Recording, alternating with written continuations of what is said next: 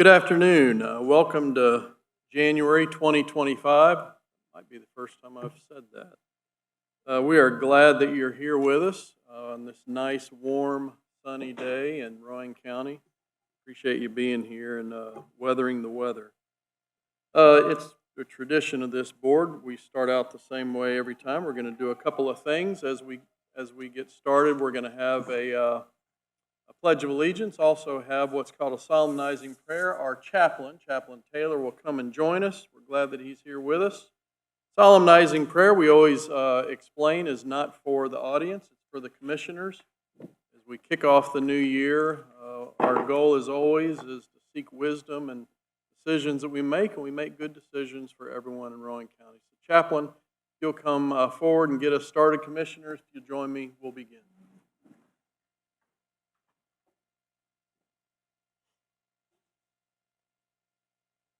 Lord, we come to you today and thank for this day you bless us with, Lord. And we thank as we come to this meeting today, we thank for our county commissioners, dear Lord. We thank you for the time they've spent preparing for this meeting today.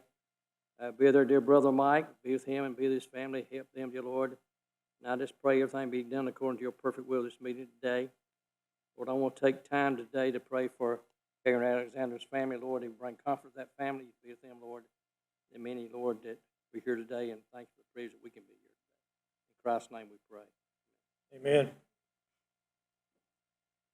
I pledge allegiance to the flag of the United States of America and to the republic for which it stands, one nation, under God, indivisible, with liberty and justice for all.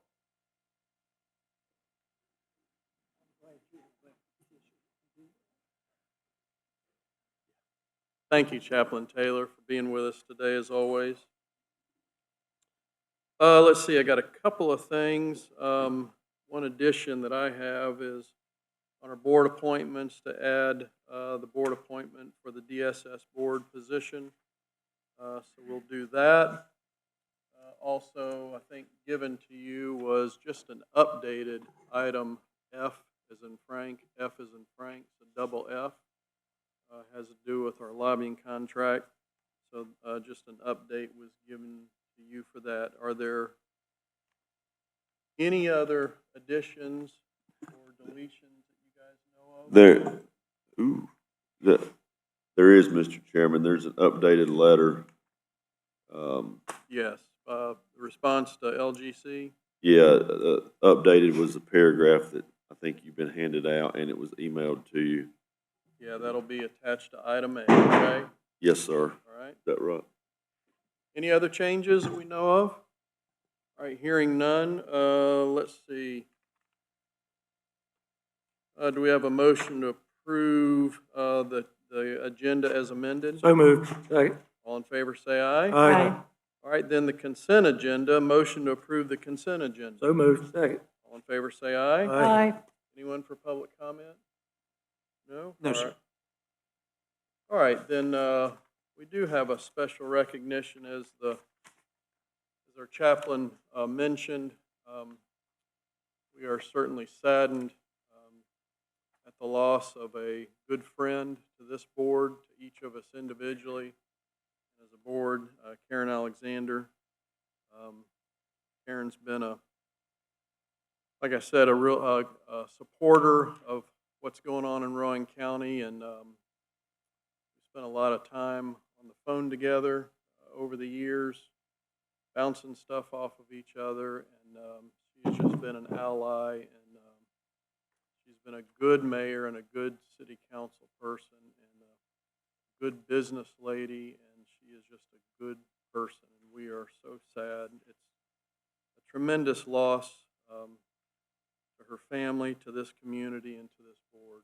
And so I'm going to offer up as a motion a proclamation honoring Mayor Karen Alexander, whereas the Rowan County Board of Commissioners wishes to honor the memory of Karen Alexander, Mayor Karen Alexander, and recognize the outstanding service she provided to the community. And whereas Mayor Alexander was first elected to the Salisbury City Council in 2013 and served as mayor for 2 separate terms beginning in 2015 and again in 2020. Whereas Mayor Alexander was noted for her collaborative approach to governance and her ability to build consensus in order to tackle tough challenges. Was a visionary leader who mentored others and who used community insights to foster growth, safety, and inclusion in the community. Whereas her unwavering dedication to promoting the health and well-being of families, visitors, and the broader Salisbury community was a defining attribute of Mayor Alexander's public service. Whereas the Rowan County Board of Commissioners mourns the loss of Mayor Alexander alongside her family, friends, constituents, and residents of Rowan County, and asks that the community remember her accomplishments, some of which include developing strategies to encourage business growth, improve infrastructure, foster vibrant public spaces, and prioritize public safety initiatives that created safer neighborhoods. Now therefore be it proclaimed that the Rowan County Board of Commissioners recognizes outstanding public service provided by Mayor Karen Alexander throughout her career and urges all citizens to join in remembering Mayor Alexander for her passion and for her community and the people in it. This 6th day of January 2025. Do we have a Second. second? All in favor say aye. Aye. What a passionate lady for this community. It's just very sad. Anyone have anything they'd like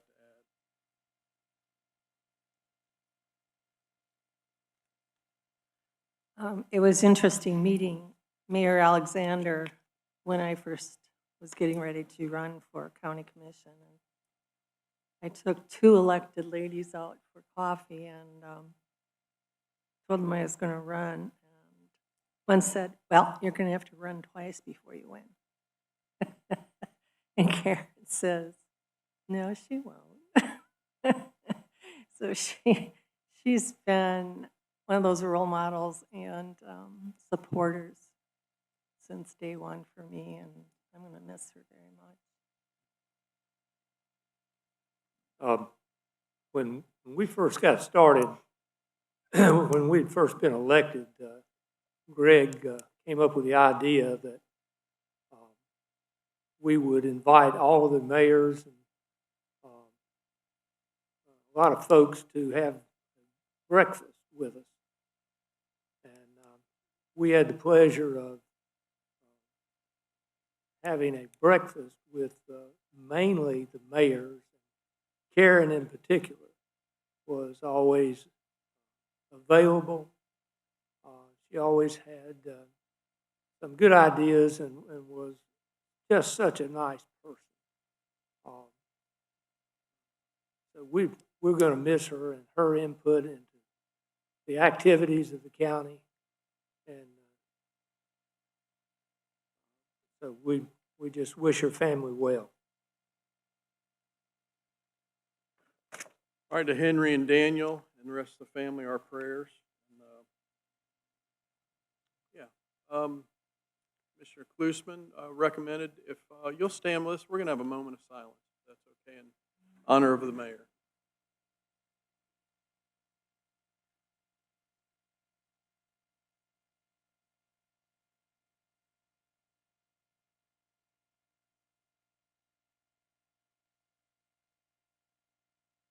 Amen.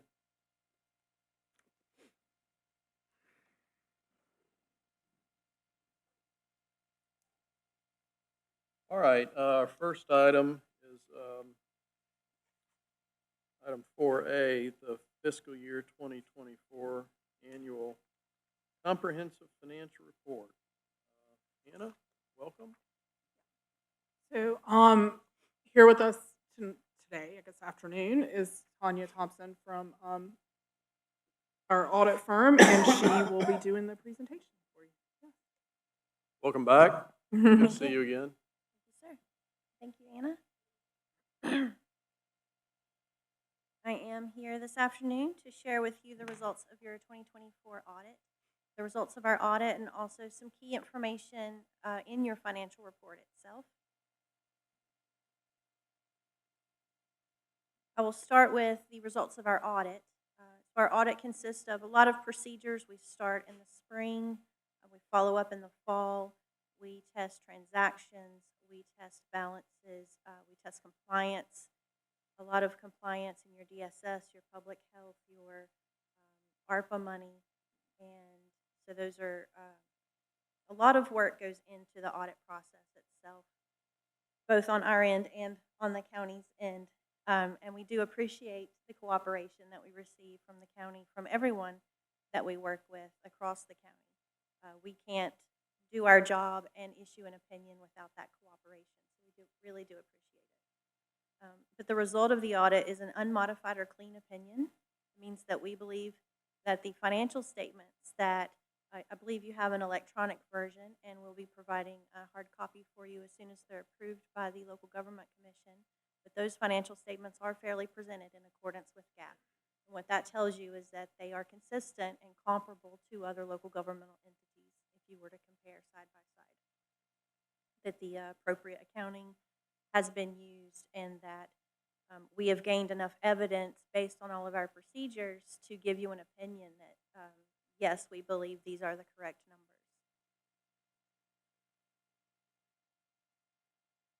I do have some key financial information for you, mostly on your general fund and where the money came from and where it went during the fiscal year. This graph represents your revenues and expenditures from this year to the prior year. You'll see a $24.5 million increase in your revenues over the prior year and a $16.4 million increase in your expenditures.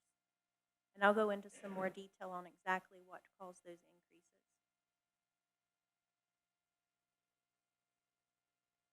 One of the most important measures of financial health of a local government entity is its fund balance. Fund balance is, simply speaking, what you have left over based on your assets less your liabilities that are currently due. So fund balance is a current focus. It doesn't include like your long-term debt and your long-term capital assets. It's broken down into several categories. Non-spendable would be things like prepaid expenses or inventory that are not converting to cash, so they're not liquid. Restricted fund balance means that you've received funds, but they have a third-party restriction on them. For example, a grant that is required to be spent a certain way. The other two categories of committed and assigned, those are actions that the board itself takes to put constraints on the fund balance. If you have earmarked or designated funds for a certain purpose, that is where those would fall. And then unassigned is everything else that doesn't have any kind of constraints on it that the county can use for whatever purpose they deem necessary. So if you look at the total fund balance, this is not broken into categories, but just the total. We had a $38.8 million increase last year. A lot of this has to do with ARPA. And then this year you had another $25.8 million increase. So your ending fund balance for the general fund was a little over $154 million.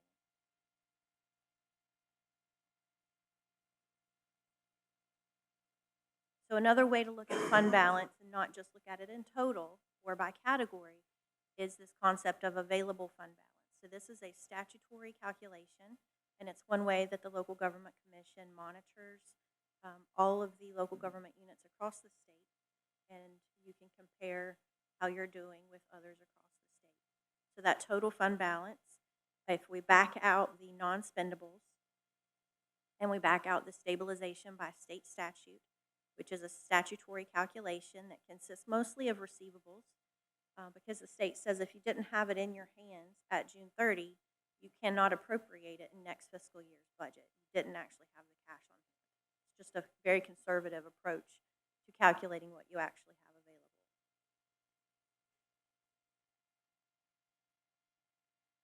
So if we look at the fund balance available over the past 3 years, the fund balance available is the gold-green color, and the net expenditures are the reddish color. You can see the increase in your expenditures and also a corresponding increase in your fund balance available. Another way to look at this is as a percentage. So what percentage of your expenditures each year can you cover with the fund balance that you have available? And that percentage along the bottom there, the 42.5% in 22, went up to 68.2% in 23, and this year went up to 71.1%. Now, the local government commission for units your size, which is more than 100 million in general fund budgeted expenditures, is 16%. That's like the bare minimum that they would recommend that you have available. And other units, the median or the average for units in your bracket is about 32%.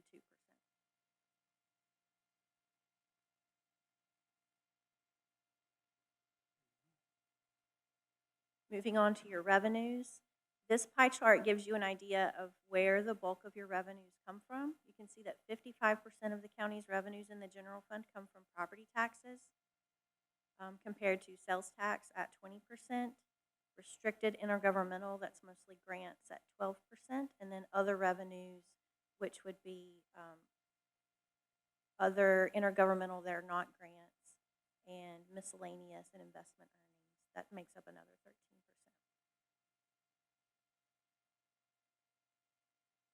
So if you look at your top 3 categories of revenues, Be interested to know, we don't need an answer now, but go back one slide, Mhm. that other revenues, if that's changed with our investment strategy.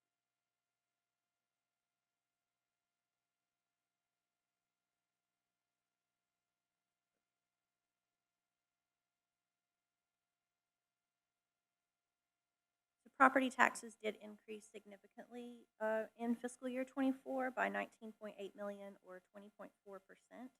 That's a little bit more than was budgeted and anticipated based on the revaluation that occurred during the year.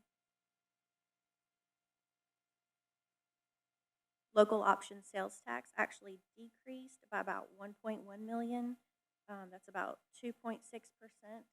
That is the result of the state's Medicaid hold harmless being basically used up, and several counties were affected by a reduction of that revenue source as part of the local option sales tax. So it's not necessarily that there was less sales in the county or in the state, but just more of an allocation of how those funds are distributed.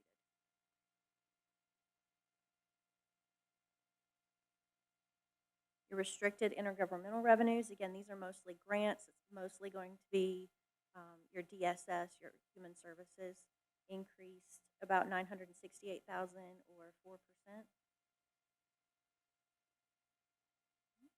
Moving on to expenditures, yes, sir. Back one slide. Mhm. With Medicaid expansion, is this restricted intergovernmental, will that be affected by that? Will it be recorded as a Rowan County expenditure? Yes, so you got additional funds, revenue funds to assist in managing that Medicaid expansion. So you'll see the increase here. You'll also see a corresponding increase on your expenditures where you've hired more people and had more costs going out in order to accommodate the higher demand. Is it greatly affected in 24, or will it be more affected in 25? I don't know the exact answer to that question. My guess would be that it would be more impactful in 24, and it started in 23, carried over into 24. So hopefully, most of the the rush of people who were not previously qualified and now are have gone through the process at this point.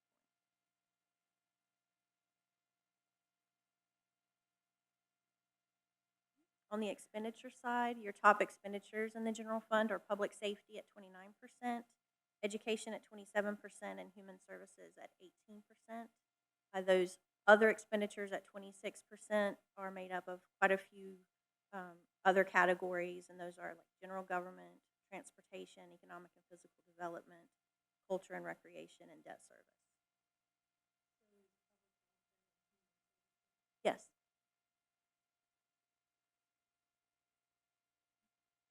Education did not change significantly. 526,000, or yes, 526,000, 1% increase. And that is just based on what the budgeted, approved budgeted school support was. The public safety, you will see a pretty significant increase of about 12 million or 29%. That's where most of that increase came from in your overall expenses.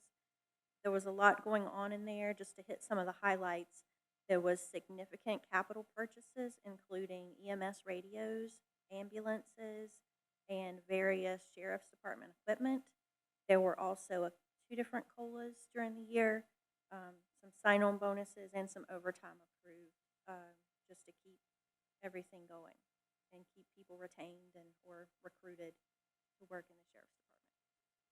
So a lot of that is paid for with that 0.5% or 1/4% or whatever it is. So is it running that, So we used the quarter cent in '24 to cover a lot of capital items. but it's still Yes. gonna show up? It's still gonna show up there, So yes. that revenue is Right, correct.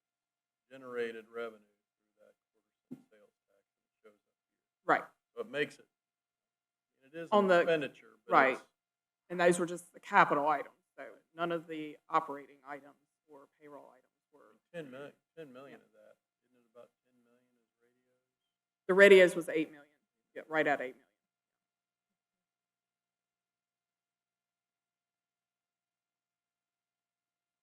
In human services, there was a $2.5 million increase, or 8%. And as we discussed, most of that is due to salaries and benefits paid to DSS workers, increase in DSS workers to accommodate the Medicaid expansion, and just overall increase in demand for services.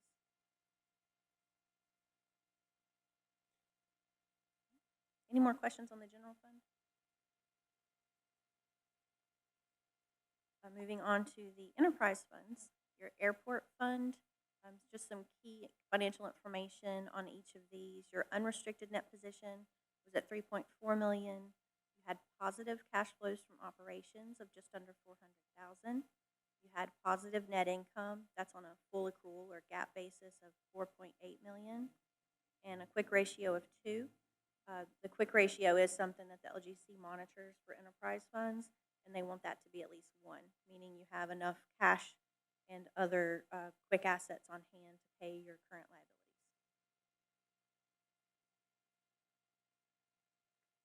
For the landfill fund, your unrestricted net position was 6.3 million. Your cash flows from operations was 1.6 million. I did look at that to see that's a pretty significant decrease, but a lot of times it depends on if you have large payables that are outstanding at the end of one year, and then the next year you don't have those large payables outstanding. Things like that will affect that. Your net income on a GAAP basis was 1.1 million, and your quick ratio is just over 60.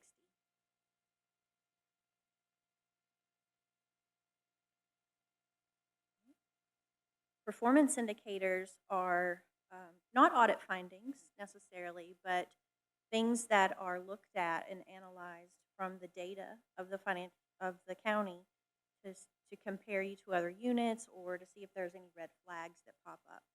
You did have several what I'll call green flags. Your available fund balance, your quick fund, your enterprise fund quick ratios, and your property tax collections and valuation percentages. All those were green flags. No issues noted there. There were a couple of red flags that popped up in the analysis. One is a repeat from the prior year. The water fund continues to operate at a little bit of an operating net loss based on their calculations. And that has to do with the requirement to pump and build that chemical booster, and just a lot of things going on with that fund that involve cost without pushing all of those costs onto those few residents. So I know that the management has a response that they're ready for you to write to the LGC. It doesn't, their indicator doesn't mean you have to do anything, but it means you have to respond to them, just to make sure that you are aware of the situation, that you are considering it, and that you are intentional in your actions toward the water fund. There is an additional performance indicator this year. It was an immaterial budget violation. It's disclosed in your footnotes. It was not an audit finding because it was not material. However, it's a statutory compliance thing, so even an immaterial one must be reported. There's also a response available for that. It was about $10,000 in the Fines and Forfeitures Fund, which is an unusual fund in that in the past it had been treated as an agency and you didn't have to budget it. And a few years ago, the accounting changed for that fund. It was no longer considered an agency, and the county has to budget those expenditures. And those expenditures are basically, you receive fines and forfeitures, you pay them out. So I think it's just a matter of some additional monitoring, especially right at year end, to make sure that any accruals that are going to come in are not going to exceed your budget. And that's the update that you got right before the meeting, was that paragraph being added about that violation. So a written response is required to the local government commission within 60 days of today's meeting, the audit presentation date. It should be signed by the majority of board members, the county manager, and the finance officer. They will let you know when they've received it, and then they will let you know if it's been accepted or if they require any further information from you. That concludes my presentation. I'm happy to answer any more questions that you have now, or my contact information is on the last slide there. Feel free to contact me if you need. So in a word, we in good shape? Yes, in good shape. Good shape? Really good shape? Great shape? Pretty good shape. Pretty good shape? Yeah.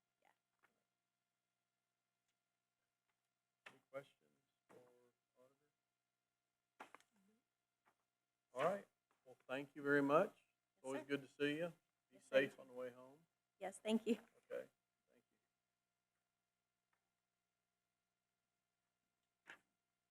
We don't need to vote to accept this, correct? Just information. So I don't think that they have to approve that letter. They just all need to be able to sign it. So do we want them to approve it? It says, the letter says it's approved. Okay. So the letter that you guys are going to sign at the end of the meeting, if we can approve that, then All right, we Make a motion to approve the letter to the LGC. All right, we have a motion and a second. All in favor, say aye. Aye. Thank you. All right, Alyssa Harris, welcome. Merry Christmas, Happy New Year. Happy New Year, Merry Christmas. Oh, April, am I allowed to? Okay.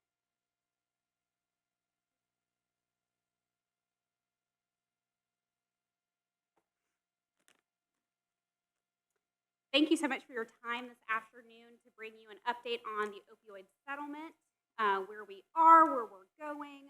So this process, we approved the budget for the fiscal year through the normal budget process. We complete the activities. The report is due in September. It's approved, it's accepted, and then we bring that information to you all as the board. Make sure that you're aware of the update of what we're doing, where the money is going, and what progress we've made. Approved by the state or your board or who? So the report is through the NCDOJ with the MOA that we sign. It goes to them, also to UNC, Chapel Hill, and the NCACC, North Carolina Commission Technical Assistance Team. So all of those groups take a look at it, they review it, make sure all of the numbers add up, make sure that we have spent the money in the right places. They will review a expense that I've signed. They take a very fine-tooth comb over these funds. So it's very important that we are doing what we're saying we're doing, and we're spending the money in the right places. And this is state money, or what money did you say? So these are the opioid settlement funds. Okay. So about 3 years ago at this point, there was a settlement with pharmaceutical companies, and so they were being held accountable for their role in creating the opioid epidemic, in pushing pills and really harming our communities by having individuals become addicted to these substances, which then leads to crime, it leads to poverty, it leads to intergenerational trauma, parent substance use, leading to increased foster care needs, all sorts of issues for our community.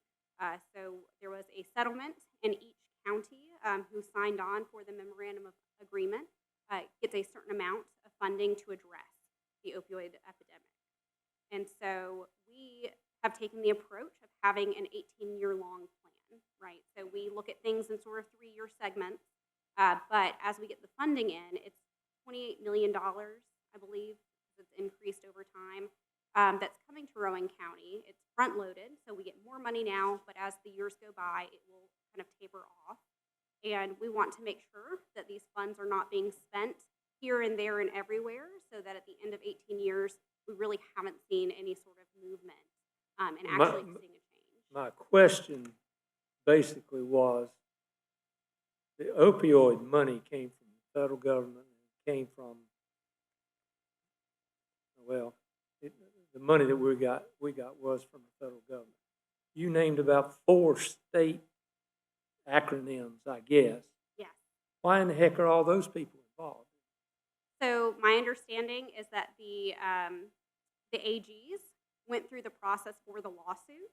So the Attorney General's office, so we had the meeting with Attorney General Josh Stein previously in early 2023 to come and talk about those funds.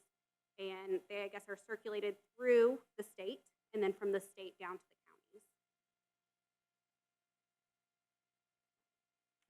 But yes, there is a lot of oversight.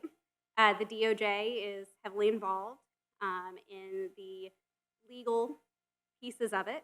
And so we have to make sure that everything is done by the book, of course, which we would, but there is a lot of oversight at the state level for these funds.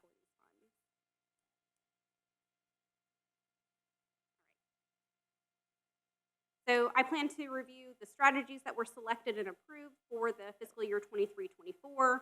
Quick stop or a high-level overview or a stoplight report on our objectives and outcomes. Look at what we budgeted and the variance, and then I'll hand it over to Haley Edwards, who's our program manager over the project, to talk about community feedback. What are we hearing from citizens about these funds and the use of them? And then what are we doing this year in fiscal year 24-25, so that you're aware as we move through this year, and you'll see me next January for the next update of what we were able to accomplish. I do want to say we are very proud of this work. This is very hard work. Rowan County suffers tremendously from an opioid epidemic, and we are doing what we can. It is like shifting a very large boat. It is not something that's going to happen immediately, and we know that any slowing of our overdose deaths is a move in the right direction. It took a long time to get to the place that we're at now. It's going to take some time to get better, but we must continue this work, and we must invest in the right areas for the strategies to ensure that we see progress for Rowan County, because we want to see healthy, happy citizens and people being brought into the fold as we help them. So for 23-24, we had a local spending authorization. From the memorandum of agreement, there are 12 strategies under option A, and so those are the strategies that counties can pick off the wall. You know, we don't have to go through any sort of extra process. So there were 12 total. We chose these 5. And so that includes collaborative strategic planning, working with our community, recovery support, distribution of naloxone, our post-overdose response team, and our harm reduction services. And so this was budgeted at $523,087 for the past fiscal year. We'll talk about where we are at the end of it. For strategy 1, collaborative strategic planning, working with our community partners to establish goals and objectives for that harm reduction programming to ensure that we're using these funds in the ways that the community needs and being responsive to what we're seeing. So again, we're not just spending money where it's not really going to make the largest impact. So these items included, making sure we are hiring the appropriate staff, making sure we're meeting all of the activities in the impact report, restructuring our substance use task force. So that is in progress as it will continue throughout this next year. This is a lot of information. It is included in what we have to submit to the state. Again, there are a lot of state guidelines and requirements, but this goes through a step-by-step process as to what we are required to do when we fund a specific strategy. So let them know about the staff hired, meetings facilitated, and collaborative strategic plans I do have to say, Mayor Alexander was really instrumental in a lot of this work. She showed up to our municipal county meeting or our municipal meetings to talk about, Salisbury's role and how they were impacted, and agreed with the strategies that we selected. And so I do want to just recognize her role in this work as well. For strategy 3, recovery support services, and each of these strategies has a very specific, what is it through the opioid settlement. And so we're looking to increase the number of people who can access care for HIV and Hep C, which is typically increased when you see intravenous drug use and opioid use. So we're able to assist 32 citizens in this realm. We are still working on rapid HIV and hepatitis C testing. That actually happened this year instead of last year. And then part of the recovery support services is to host an annual substance use forum like we have in the past. We've now aligned that with our community health needs assessment, so we're not inundating the community with a million different forums, and we're also, capturing as many citizens at one time, so we're not wasting funds on repeated forums. So for this, these are individuals who use opioids or have specifically been diagnosed with opioid use disorder, and so you can see there through the contacts and how we've been able to get people connected to resources. Again, the goal is that we make this contact and we are getting them into treatment, we're getting them connected with recovery supported housing, we're getting them connected with programs that allow them to develop skills, to get jobs. It's a whole person approach to helping these individuals. Strategy Would 7. those numbers intersect, or are those specific, These are specific to this strategy. and those numbers don't intersect any 2 or 3 of them together? You wouldn't be using the same number to get a different total in 2 different categories. Right, so out of the 32 that had opioid use disorder, so there were 36 contacts, 32 had opioid use disorder. So out of those 32, you had 18 who were referred to addiction treatment, 8 who were referred to employment services, housing services, 1 who were referred to harm reduction services. And it really depends on that individual person and how we're able to capture and move them along the pathway to recovery. When we say, 1, it's not that it's only one person was offered this. It's one person was actually took it and completed the training or completed the service that was provided. So the information that's below are out of that total population that we were able to address.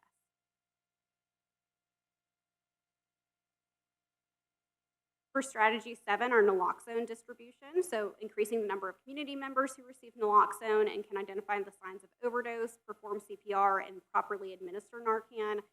You may have seen our community paramedic, Kelly Potts, and our HOPE team out at every event, whether it was Trying to Grow Farmers Day or Cheerwine Festival. Any opportunity that we had to provide education and connect with the community, we did so, and also offer standing public forum opportunities for learning how to use Narcan and how to identify the signs of an overdose. And then also distribute Narcan to any and all community members who are at risk of experiencing or encountering an overdose. We have a lot of moms who call and say, hey, can I come in and get Narcan? Because I'm worried about my son or I'm worried about my brother.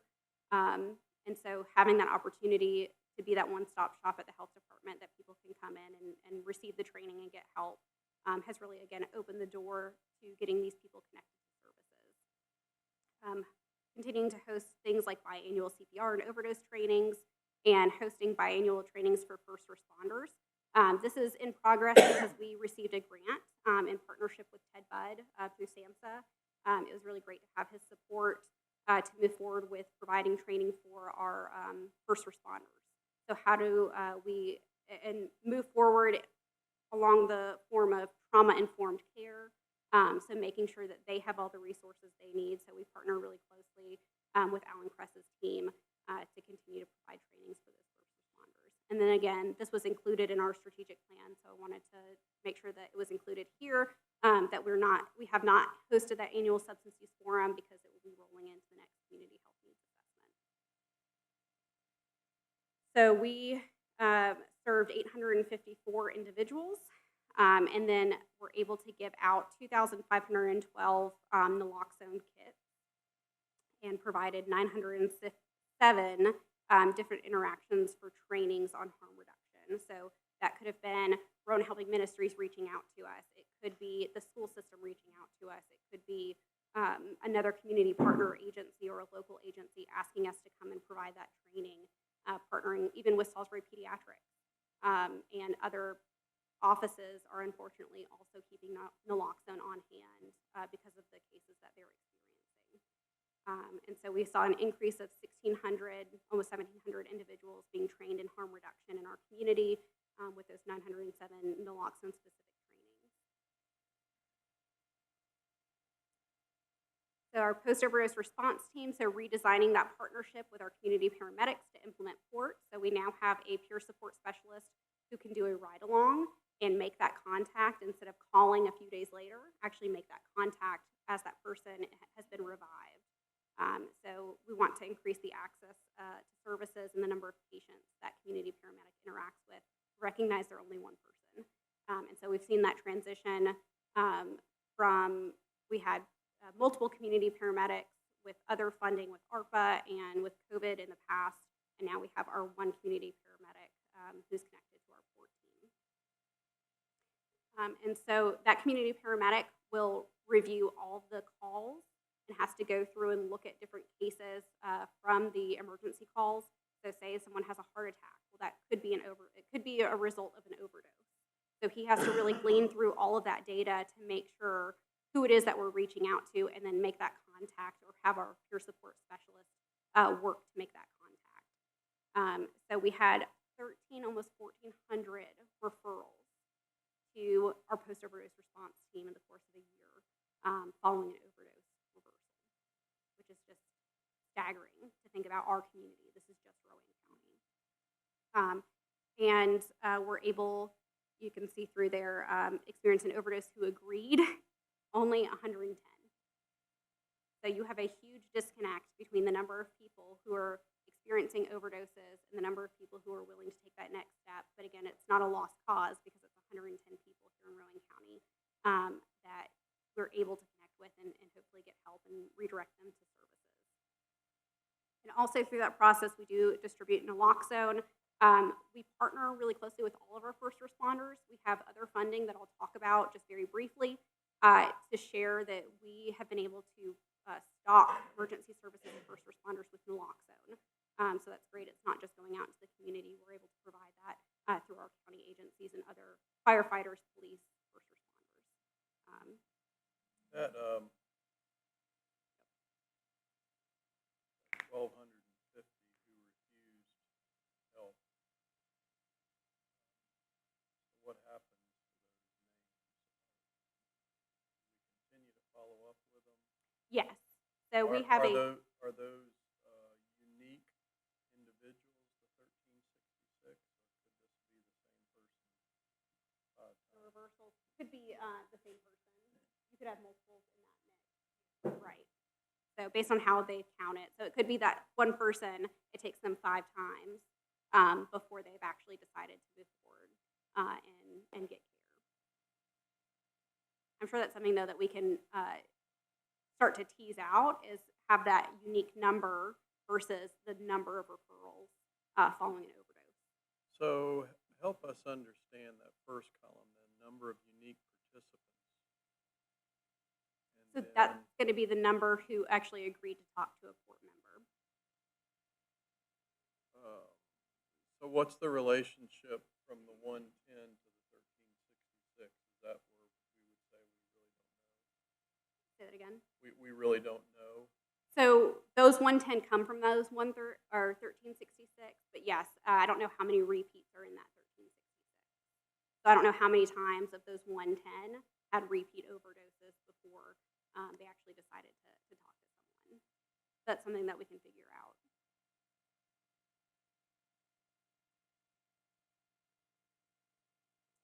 Next are harm reduction services, so providing access to sterile supplies, Narcan, and education materials, and then connecting them to various treatment programs like Brightview or Daymark, and making those referrals to their services upon contact.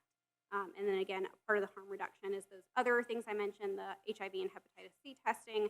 We still are very concerned about HIV and hep C spreading in our communities. We want to make sure that we're catching that, treating it, and preventing it from going to other community members.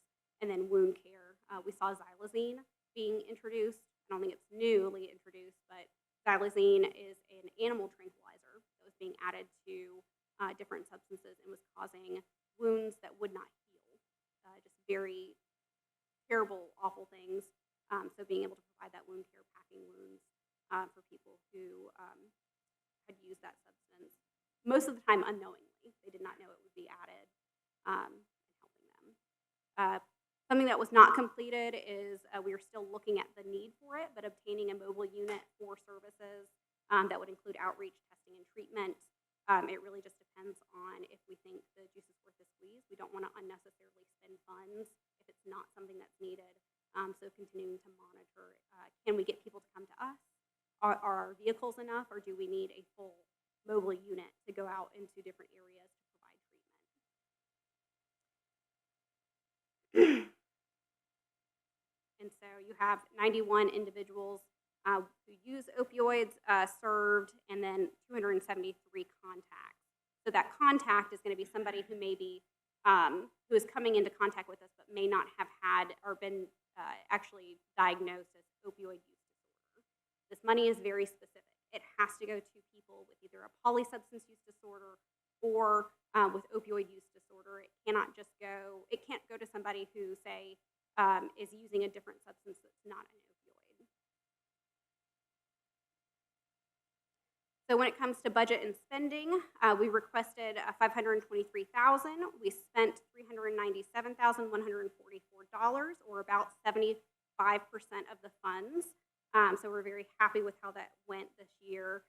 We, again, are very fiscally mindful of these funds. We want them to last the entire time. We want to be able to fund more items. So wanting to be conservative where we can in the spending while still seeking out to help the people who this project or who these funds are specific to go towards. We did use these funds to leverage additional funding. So yes, this money is coming to the county, but we also having these funds open some doors for us to ask for more money so that we can save what we have and use these other sources. So that included a grant from Vital Strategies for 3 years, a grant from the Department of Health and Human Services for 5 years, and then the grant that I talked about, the SAMHSA Rural EMS grant for community paramedics to administer buprenorphine as a bridge to the MAT program. And then just wanting to remind you that we do have the local opioid use data that is widely available. You can go to our website and click these links. So if you ever have any questions about what does the population look like, who is being served, even veteran status, we have all of that included. Where overdoses may be occurring, where are hotspots, the age, average age, all of that can be found through our local data portal. And then I will use this slide as a transition to invite Haley Edwards up here to briefly talk about what we're doing now and for you all to be informed about what 24-25 looks like. So part of our plan is early intervention, so making sure that we are meeting the needs of our community. We want to catch this early. We don't, we want to stop people from going down that path. And so there are very specific things listed in that early intervention strategy. And then addiction treatment for incarcerated persons, working with the sheriff and the jails on implementing MAT, and then evidence-based addiction treatment, which is that EMS MAT bridge program. Go back one slide. Yeah. The use data. Yeah. Bottom left hand, 86 is the number of DOAs. Mm-hmm. Dead on arrival. In Rowan County? Mm-hmm. For a year? Yes. 86 people have died. And those are the ones that are only reported to EMS.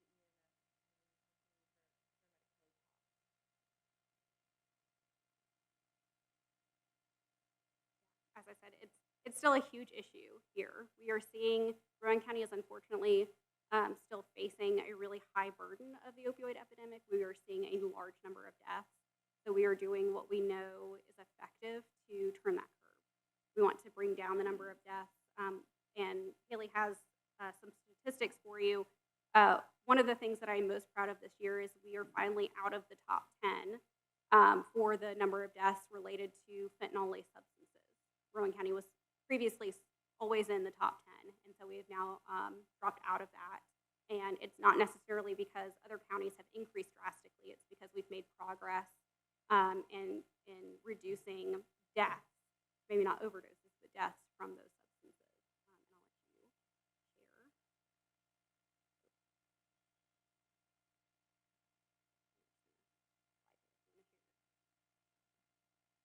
Thank you for having me today. So I'll go ahead and share some of the highlights from the work that we've done. This February, I will be in this position for 2 years, so that's the amount of time that me and my team have been able to put together and build this program out and do this amazing work. So starting out, one of our biggest successes, I would say, is in 2024, EMS has reported 170 less overdoses compared to 2023. I think that's a very significant number. We've increased our Narcan distribution significantly. In 2024, we distributed 2,700 kits, and we reported 224 reversals. So that's 3 times the amount as the previous year. North Carolina Department of Human Health Services releases a report monthly, and as of November of 2024, we have decreased our ED visits by about 60 visits compared to November of 2023. And for our fentanyl positive overdose deaths, September of 2024, we were about 30 or 50% less as what was reported in September of 2024. So our numbers have significantly decreased from 2023 to 2024. All right, so moving along, Alyssa and I decided to get some community feedback to see what our residents would like to see with the opioid settlement funds. So we conducted a open to the public opioid settlement impact or input survey.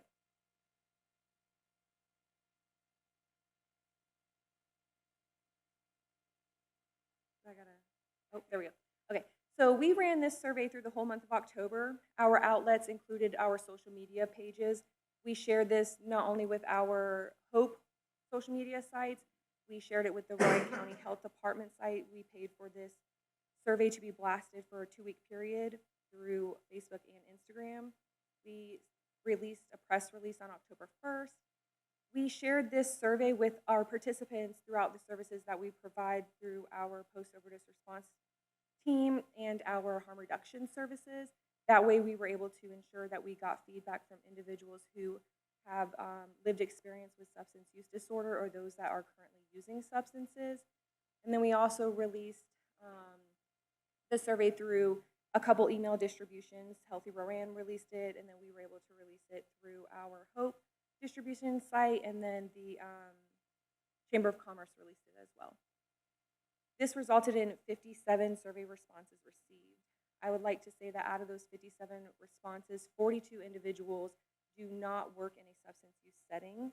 So that lets us know that we are dealing with individuals who are either experiencing substance use disorder who are seeing these concerns within the community.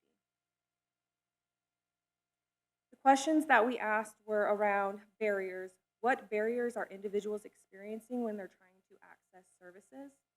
Prevention. What types of prevention programs do they believe would be most beneficial to help individuals with opioid misuse? Services needed. What services or resources do they believe that are lacking or are insufficient within our community? And then long-term recovery. What services or supports would help individuals maintain long-term recovery from opioid use disorder? The feedback that we received for the barriers that individuals are experiencing, the number one is the cost of treatment. This includes medication, outpatient treatment, rehabilitation, and detox. This second barrier is transportation. This includes transportation to and from treatment, individuals not being able to afford transportation or having unreliable transportation that can cause an effect with their success in treatment. Education on how to access treatment, what are the community resources and services within Rowan County, and the last one was stigma. We have a lot of responses for individuals that feel that they're being judged or mistreated when trying to access services. They feel that they are not welcomed or good enough for treatment. Prevention. We received a lot of feedback to have education in schools for the youth as well as for parents and to have a community forum. Harm reduction services, Narcan, safer injection sites, and then education on overdose prevention and safer practices. Lastly was mental health, having 24/7 access to mental health services, crisis intervention, and mental health support. For the recommended services that individuals would like to see in Rowan County, detox, having 24/7 access to detox was the number one. Then there was substance use treatment, and this was having multiple treatment options that are low barrier, free or low cost services, and then having an inpatient substance use treatment center. Lastly, we have the recovery services, so having support for recovery housing, community recovery centers, and then more community support groups.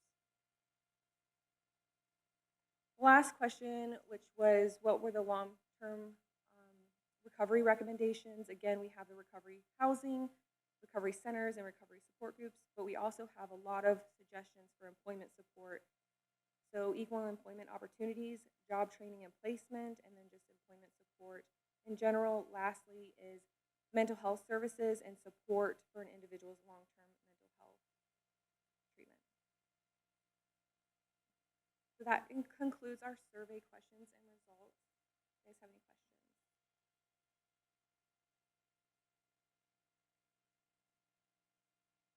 You've come a long way already. Thank you. Very proud.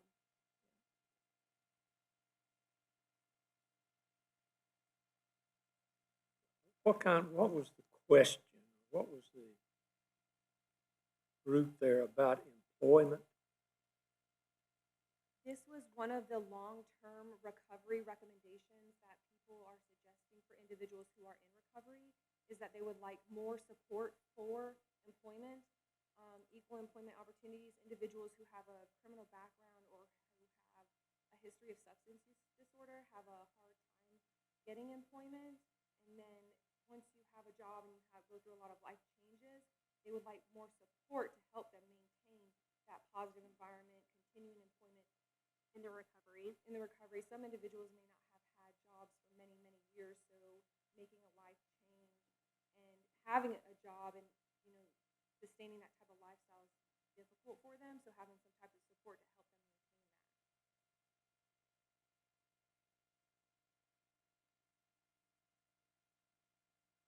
What is a community recovery center? So community recovery centers are places that someone can go who is in recovery and that can have peer counseling, have support from peer supports or individuals who are in recovery. It would be like a safe place where they can go to either hang out or kind of maybe volunteer, but in a safe environment where substances are not involved. And then it's kind of like a support group type setting. Are there any churches doing that? We have some churches that do AA or NA, but we don't really have anything outside of a support group where it's solely focused on kind of like just the recovery. A community center could be something that focuses on other things that could be fun, skills building, or things like that are outside recovery, but it's like a safe haven for them. Like a guarantee that, hey, we're not going to talk about substances, that we're going to be supportive, that we're not going to engage in discussion or behavior that may lead somebody who is already struggling with addiction to go down that path and use substances. I'm sure you're reaching out to organizations to fill these needs. It seemed to me a church would be we have 110, I don't know, we've got a couple 1,000 churches in Rowan County. It seems to me that Two on every corner. all of us know churches that are involved in some, our church was doing Jobs for Life for some time, which was successful. And One of the things we were working on, I think in one of the previous iterations, was bringing on trauma-informed approaches and addressing stigma. That's something that, even as we have people in churches reaching out, wanting to be those safe havens, not knowing how to go from, hey, we have an open door for you, to addressing stigma and making sure that they're not, I don't want to say making it worse, but there are ways that you can not push somebody towards addiction and providing those trainings. That is something that we've been working on, and there are churches that have signed up to help us bundle supplies and be a part of it. That issue isn't unique to the church. No, it's not, but It's the same across the community, whether you're having these opening, or even if you're building a facility for these safe havens, you still have to train whoever works in those. It seemed to me that the church would be an ideal place. If you could partner with the church, they have the facilities, they certainly have the heart and motivation to help the community. absolutely. Where I would see I'd be Well, sadly, churches are also one of the places where you see a very large segment of the stigma. So I would challenge all of us to go and ask our pastors to start a program and see what their response is.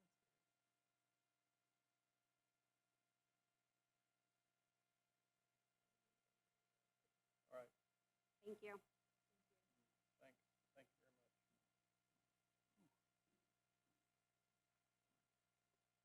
All right, lastly, we have some board appointments. Just go through these and we'll, don't see any odd ones where we would need to do multiple motions, so I'm just going to go through all these. The CRMPO, Transportation Advisory Committee, which is the TAC, I continue to be on that board, so that'll be for my reappointment. Jim has been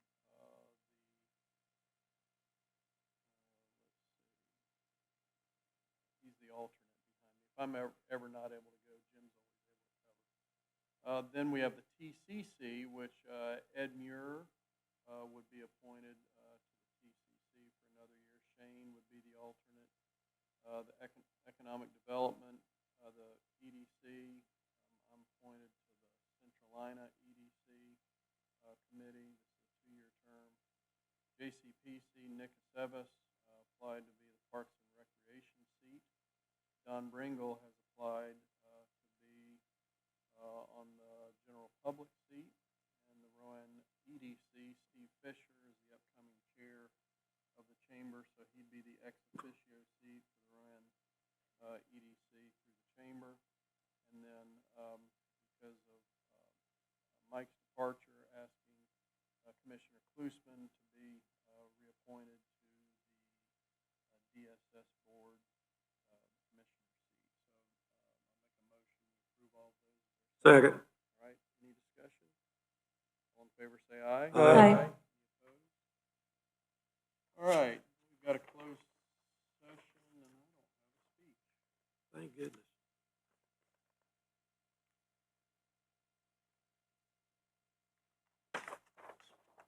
Just for attorney-client privilege communication. Make a motion, we move into closed session for attorney-client privilege discussion. All in favor? Aye. Aye. And we'll get started as soon as we clear the room.